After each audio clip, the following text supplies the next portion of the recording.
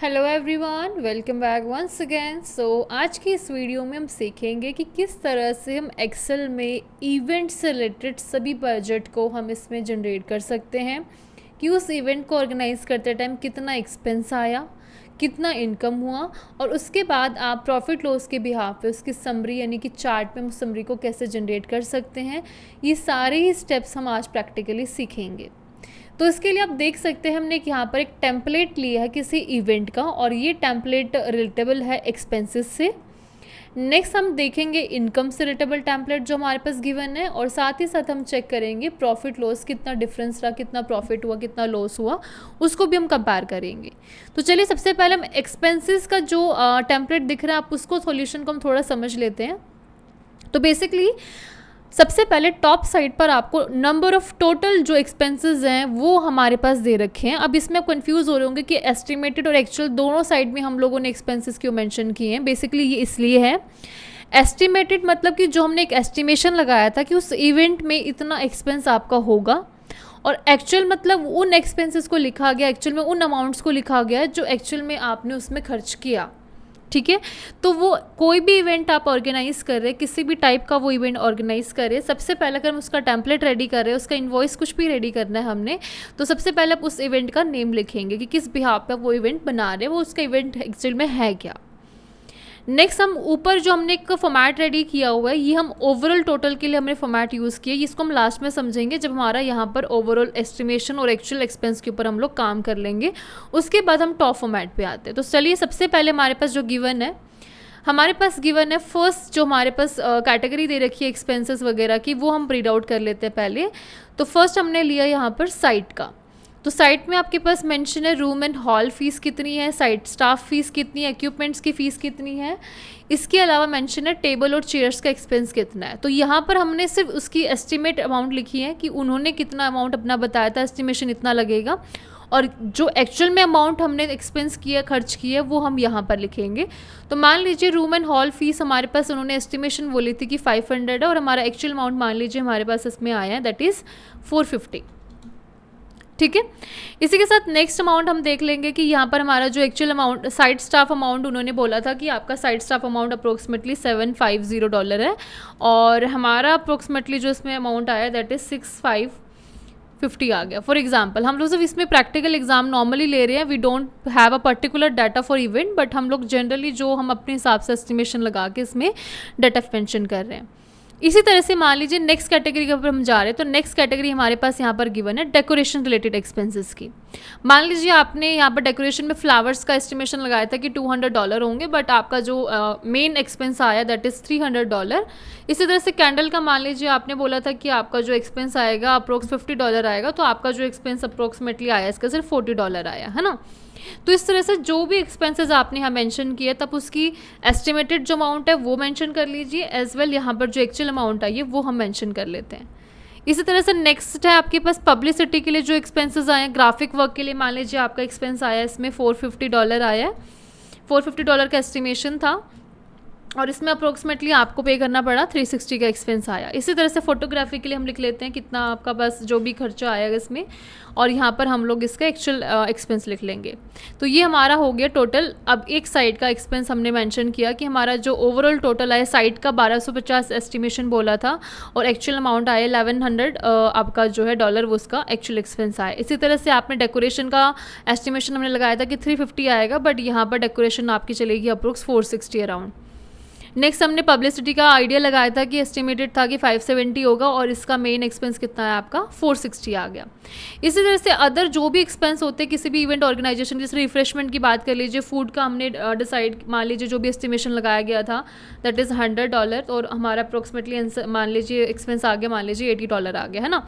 इसी तरह से बाकी चीज़ें जो होगी, परफॉर्मर्स को हमने कितना पे किया, स्पीकर्स, ट्रैवल, होटल है ना, इस तरह के सारे एक्सपेंसेस हम लोग यहाँ पर टाइप कर लेंगे जो एक्सपेंसेस उस इवेंट में हुए हैं। हो सकता है कि सारे एक्सपेंसेस आप उस इवेंट में नहीं कर रहे हो सकता है सारी फैसिलिटीज़ उस इवेंट में ना हो, आप उस डिटेल को अवॉइड भी कर सकते हो। फिलहाल जो जनरली हमने इसमें ऐड ऑन करनी थी हमने इसके डिटेल्स ऐड कर लिए।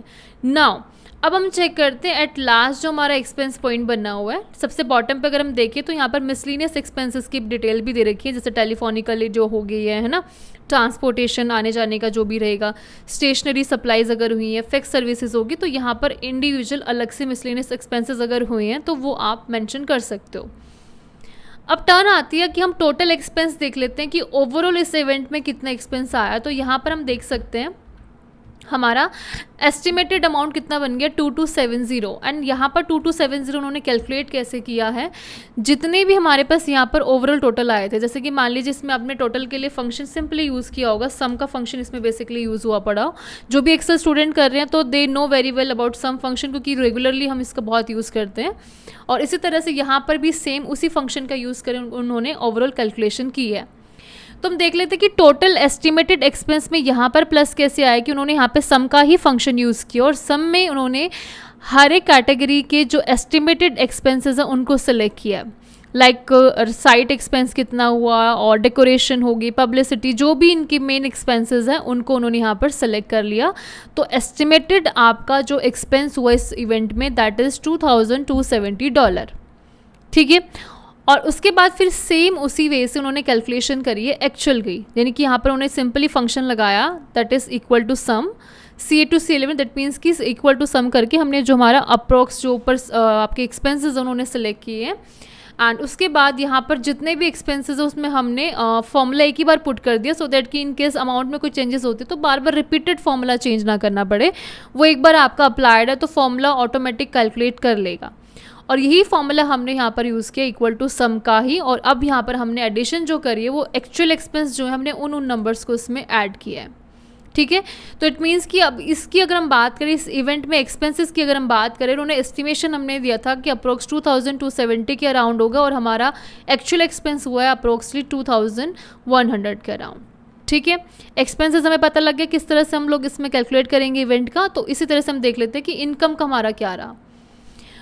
तो हम देख लेते हैं अब इनकम में सबसे पहले हम ये चीज़ हम बाद में समझेंगे, क्योंकि ऑब्वियस है, पहले हम रिकॉर्ड देख लेते हैं। तो रिकॉर्ड में डेफिनेटली आप इवेंट आप ऑर्गेनाइज कर रहे हो तो कितनी कमाई होगी डिपेंड करता है कि वहाँ पर जो भी वॉक-इन्स हैं, यानी कि जो इवेंट को अटेंड करने आए हैं उनकी प्रेजेंस कितनी है, उस हिसाब से ही आप अपनी इनकम को एस्टिमेशन लगा सकते हैं, ठीक है। तो अब यहाँ पर हमारा नंबर सेक्शन 1 है जिसमें मैंने मैंशन किया है एडमिशन्स। अब एडमिशन में एक क्राइटेरिया हमने एस्टिमेटेड क्लाइंट्स का लिया है, एक हमने क्राइटेरिया लिया है एक्चुअल का। सो यहाँ पर उन्होंने नंबर 300 लिखी है, 300 जो है हमने मेंशन की है, 300 एस्टिमेटेड हमने लिए थे। तो टोटल वॉक इन या विजिट हम उस इवेंट में कितनी है हमारी, एक्चुअल में हुई है विजिट 278। नेक्स्ट हमने चिल्ड्रन की विजिट्स हमने सोची थी कि 197 होगी, बट उसमें विजिट हुई है 195। 42 हमने सोचा था कि अदर कैटेगरी के पर्सनस होंगे, और एक्चुअल में विजिट हुई हैं 51, मतलब बाकी और person except adult and children. अब यहाँ पर हमें मेंशन किया गया है कि एस्टिमेटेड टोटल कितना आपका आएगा कमाई में, और एक्चुअल टोटल हमें कितनी इनकम जनरेट हुई है, ठीक है। तो सबसे पहले हमने यहाँ पर फंक्शन क्या पुट किया है, इक्वल टू, अब हमारा एस्टिमेटेड कितना था अडल्ट्स का, दैट इज़ 300 इंटू जो अडल्ट्स किया कि पर अडल्ट हम कितना चार्ज कर रहे हैं, ठीक है। एंटर करेंगे तो फिर सबसे पहले 300 हो गया हमारा मेन जो एस्टिमेटेड हमारे अडल्ट्स की थी, इनटू पर अडल्ट जितना हम चार्ज कर रहे हैं, और मल्टीप्लाई हम करेंगे उस अमाउंट से, एंटर करेंगे तो टोटल एस्टिमेटेड चार्जेस कितने आ गए, 1500 आपका आ गया। इसी तरह से नेक्स्ट हम चिल्ड्रन का भी कर लेंगे same, equal to sum function start करते हैं एक्सेल में, सबको पता है ये चीज़ें। अब नेक्स्ट एस्टिमेशन जो था चिल्ड्रन को लेकर दैट इज़ 197 इनटू पर चिल्ड्रन चार्जेस में मेंशन कितने किए गए इवेंट के, $2। तो एंटर करेंगे 394 इज आंसर, ठीक है। इसी तरह से नेक्स्ट में उन्होंने सेम इसी तरह से यूज़ किया है। अदर में हमने मेन हमारे पास है 42 एंड और पर पर्सन का हमारा क्या है मेंशन इसमें 1। तो इस तरह से हमने एस्टिमेशन कैलकुलेशन कर ली। अब ओवरऑल कैलकुलेशन के लिए हम सिंपल फंक्शन पुट करेंगे that is sum, so equal to sum and select your overall estimated expenses जो भी इनकम्स हुई थी, एंटर करेंगे तो that's are overall income that is 1936। इसी तरह से हमने एक्चुअल में जो हमारे इनकम हुई है वो भी हम सेम कैलकुलेशन से निकालेंगे, दैट इज़ एक्चुअल जो एडल्ट्स का अमाउंट है इनटू पर एडल्ट का हम जो चार्ज कर रहे हैं वो लिखेंगे, नेक्स्ट सेम हम चिल्ड्रन के डिटेल में भी लिखेंगे, तो एक्चुअल जो नंबर ऑफ़ चिल्ड्रन डिटेल्स है वो, और पर चिल्ड्रन जो भी हमने इनसे फ़ी कलेक्ट की वो मेंशन हो गया। इसी तरह से अदर क्राइटेरिया में भी सेम हम इस तरह की कैलकुलेशंस इसमें कंटिन्यू कर लेते हैं लाइक दिस एंड सेम। अब उन्होंने ओवरऑल टोटल निकालने के लिए they put the formula that is sum equal to sum and select your above given, जो भी हमारा एक्चुअल अमाउंट आई थी कैलकुलेशन के बाद ये अमाउंट होगी। तो यहाँ पे आप आराम से देख सकते हैं कि आपने एस्टिमेशन लगाया था कि आपकी इनकम अप्रोक्सीमेटली $1,936 के अराउंड होगी, बट जो एक्चुअल इनकम हुई है वो आपकी ओनली 1,831 के अराउंड हुई है। तो यहाँ पे हम साफ साफ देख सकते हैं कि अब टर्न आती है कि हमारे एक्सपेंसेस कितने थे, इनकम कितनी हुई है। अब इसके बिहाफ पे विल हैव टू डिसाइड कि हमें प्रॉफिट हुआ है कि लॉस हुआ है, तो उसको भी समझना बहुत आसान है। तो इसके लिए हमने एक डिटेल बनाई, एक समरी बनाई है। समरी में हमने सबसे पहले मेंशन किया टोटल इनकम। अब टोटल इनकम में हमने एस्टिमेटेड इनकम जितनी बनी थी वो भी लिया है और एक्चुअल इनकम जितनी बनी थी हमने वो भी लिया है। अब कन्फ्यूज़न ये है कि यहाँ पर अगर मान लो अब चेंजेस हो रही है, अमाउंट कुछ भी चेंज हो रहा है, मान लीजिए अब यहाँ पर हमने अमाउंट तो लिखी, हमने ये अमाउंट डायरेक्ट नहीं लिखी है, इसके लिए हमने फंक्शन पुट किया है। क्योंकि इन केस अगर मैं किसी एक्सपेंसेस में ऐड ऑन कर दूँ, जैसे मान लीजिए मैंने इसमें एक्सपेंस ऐड किया 800 का और हमारे इसमें एक्सपेंस मान लीजिए ऐड किया 750, तो अब यहाँ पर आप देख सकते हैं प्रॉफिट लॉस में ये अमाउंट ऑटो करेक्टेड हो गई है। तो हाउ इट्स करेक्ट, मतलब ये ऑटोमेटिक करेक्शन कैसे हुई है, कैसे इसमें करेक्शन आई है ना।